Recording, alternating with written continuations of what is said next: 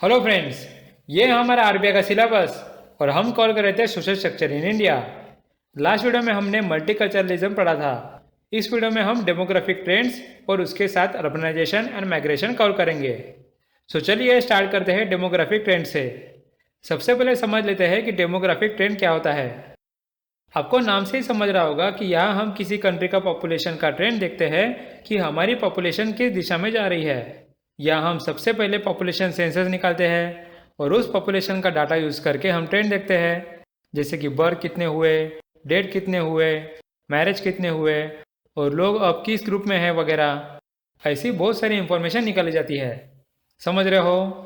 So the demographic is the study of the growth, structure and movement of the human populations. It focuses on censuses which take the stock of a population at a moment in time and also flows of vital events, birth, dates, marriages, migratory movements and age groups.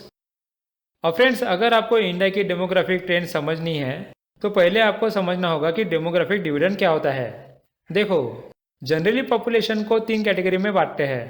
एक है 14 years and younger, then 15 to 64 years जिसे हम working age बोलते हैं, और last में old, that is above 64 years. अब हम यहाँ डेमोग्राफिक डिविडेंड उस वक्त बोलेंगे जब किसी कंट्री की वर्किंग एज ग्रुप बाकी एज ग्रुप से ज़्यादा रहती है, और इसे हम डिविडेंड इसलिए बोलते हैं क्योंकि यही एज ग्रुप किसी भी कंट्री का इकोनॉमिक ग्रोथ बढ़ाती है। समझ रहे हो कंसेप्ट?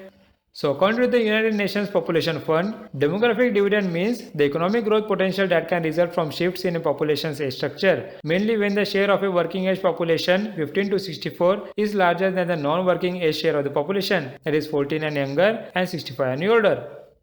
अब आपको डेमोग्राफिक डिविडेंड समझ गया, लेकिन अब बड़ा सवाल यह है कि क्या इंडिया डेमोग्राफिक डिविडेंड के स्टेज में है? हाँ, बिल्कुल है फ्रेंड्स। इंडिया में वर्किंग एज का ग्रुप सारे पॉपुलेशन का 62.5% और आगे जाके 2036 में वो बढ़कर 65% होने वाला है। यहाँ तक क्लियर है? सो इंडिया है 62.5% ऑफ इस population in the age group of 15 to 59 years, which is ever increasing and will be at peak around 2036 when it will reach approximately 65%. So India is in stage of demographic dividend. अब friends, हमने समझा कि India demographic dividend के stage में है, लेकिन ये stage आने के रीजंस क्या है वो समझ लेते हैं। सबसे पहला है हायर लाइफ एक्सपेक्टेंसी। ये तो बिल्कुल ऑब्वियस है कि अगर लोगों की एज ज़्यादा रहती है फिर लोग कम मर रहे हैं और उसकी वजह से एज ग्रुप बढ़ रहा है।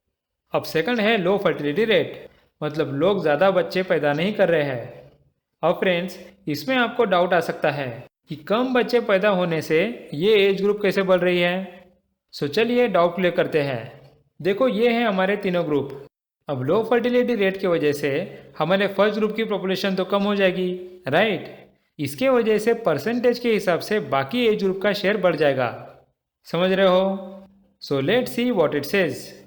सो this transition happens largely because of a decrease in the total fertility rate which is the number of the births per woman after the increase in the life expectancy get stabilised. अब friends, हम देखते हैं कि demographic dividend का हमें फ़ायदा क्या होगा। सबसे पहला फ़ायदा तो मैंने आपको बता ही दिया था कि हमारे इकोनॉमी की ग्रोथ होगी।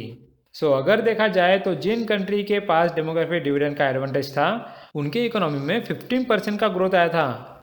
उसके साथ ही अर्बनाइजेशन बढ़ जाएगा, जिससे हमारा वर्कफोर्स बढ़ जाएगा और लोगों के पास सेविंग्स रहेगी। समझ रहे हो? So demographic dividend has historically contributed up to 15% of the overall growth in advanced economies. Other advantages are rapid industrialization and urbanization, rise in women's workforce, increased labor force and increasing savings rate. लेकिन friends, हमारे India में ये advantage लेने में कुछ समस्या है। सबसे पहले तो लोगों के पास स्किल्स नहीं, उसके साथ ना उन्हें हेल्थ या एजुकेशन की फैसिलिटी है, और ऐसा भी बताया जा रहा है कि डिजिटलाइजेशन की वजह से हमारे यहाँ ग्रोथ तो होगा लेकिन जॉब्स नहीं बढ़ेंगे, जिसकी वजह से बहुत लोग जॉबलेस रहेंगे। So the hindrances to reap the benefits of demographic dividends are lack of skills, low human development parameters where health and education parameters need to be improved substantially and jobless growth in India due to digitalisation. अब अगर ऐसी समस्या आई तो हम क्या कर सकते हैं? सबसे पहली बात तो हमें ह्यूमन कैपिटल अच्छा करना होगा, मतलब हमें उन्हें हेल्थ की सुविधा देनी पड़ेगी या उन्हें अच्छा एजुकेशन देना पड़ेगा, और साथ ही उन्हें स्किल्ड करना पड़ेगा, जिससे चाहे इकोनॉमी डिजिटाइज हो लेकिन फिर भी उन्हें जॉब मिल सके। Okay, So investing in people through healthcare, quality education, jobs and skills helps build human capital, which is key to supporting economic growth, ending extreme poverty and creating a more inclusive society. साथ ही अगली चीज हमें करनी होगी urbanisation. यहाँ हमें ये पता है कि डेमोग्राफिक डिविडेंड की वजह से रूरल एरिया के लोग अर्बन में जाएंगे।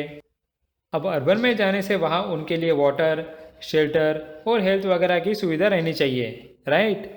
इसलिए हमें हमारे अर्बन एरिया को ऐसे डेवलप करना होगा कि जिससे माइग्रेंट लोगों को परेशानी ना हो।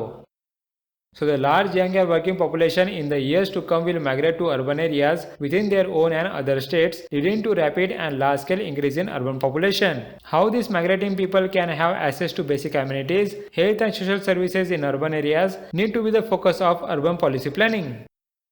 अब फ्रेंड्स, हम अर्बनाइजेशन के टॉपिक को डीप में समझते हैं। यहाँ अर्बनाइजेशन का मतलब वो सिंपल है, रूरल के लोग अर्बन में आते हैं जिससे रूरल की पॉपुलेशन कम हो जाती है और अर्बन की पॉपुलेशन बढ़ जाती है। So urbanisation refers to the population shift from rural to urban areas, the corresponding decrease in the proportion of the people living in rural areas and the ways in which societies adapt to this change. अब friends, गाँव के लोग urban में migrate होने के दो regions होते हैं, एक है पुश फैक्टर और दूसरा है पुल फैक्टर्स।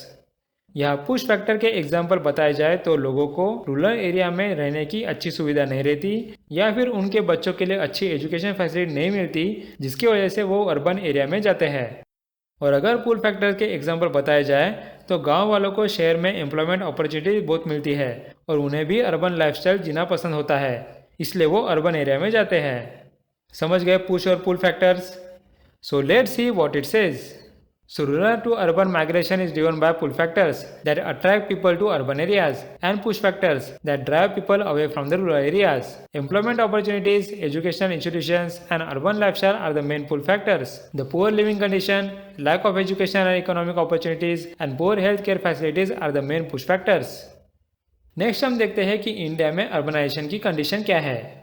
देखो, इंडिया में अभी आसपास 31% पॉपुलेशन अर्बन एरिया में रहती है और अगर स्टेट्स की बात की जाए फिर सबसे ज़्यादा अर्बन में लोग गोवा में रहते हैं जहाँ 62.2% लोग शहर में हैं। और ये चीज़ आपको याद रखनी चाहिए कि सस्टेनेबल डेवलपमेंट गोल का 11th गोल सस्टेनेबल सिटीज़ का है। ये direct question RBI grade B 2018 के मेंस में पूछा था, इसलिए मैंने पहले भी सीरीज में बताया है कि सारे सस्टेनेबल गोल्स आपको पता होने चाहिए।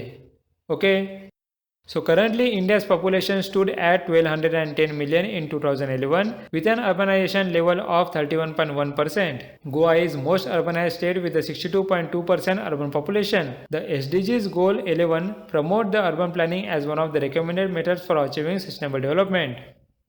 So friends, यहाँ हमारा अर्बनाइजेशन का टॉपिक कवर हो गया। अब इस वीडियो को एंड करने से पहले हम डेमोग्राफिक ट्रेंड के कुछ फैक्ट्स समझ लेते हैं। इन सब फैक्ट्स की एग्जाम में आने की पॉसिबिलिटी कम है फ्रेंड्स, लेकिन सिलेबस में ये टॉपिक रहने की वजह से हम इसे छोड़ नहीं सकते, इसलिए मेंस एग्जाम के पहले इसे आप एक बार पढ़ लेना। यहाँ आएगा the total population, then the percentage of world population, then infant mortality rate, then under 5 mortality rate, life expectancy at birth, then rural population और अर्बन पॉपुलेशन। उसी के साथ मैंने स्टेट्स के हाईएस्ट और लोएस्ट पॉपुलेशन में रैंक्स दिए हैं। नेक्स्ट पॉपुलेशन डेंसिटी में हाईएस्ट और लोएस्ट, उसके बाद लिटरेसी रेट्स में सिमिलर, उसके बाद यह है फर्टिलिटी रेट और लास्ट में सेक्स रेशियो ऑफ इंडिया का भी डाटा दिया है। सो फ्रेंड्स, इसके साथ हमारा डेमोग्राफिक ट्रेंड्स और अर्बनाइजेशन और माइग्रेशन का पार्ट कवर हो गया है। So thanks for watching and meet you in the next video.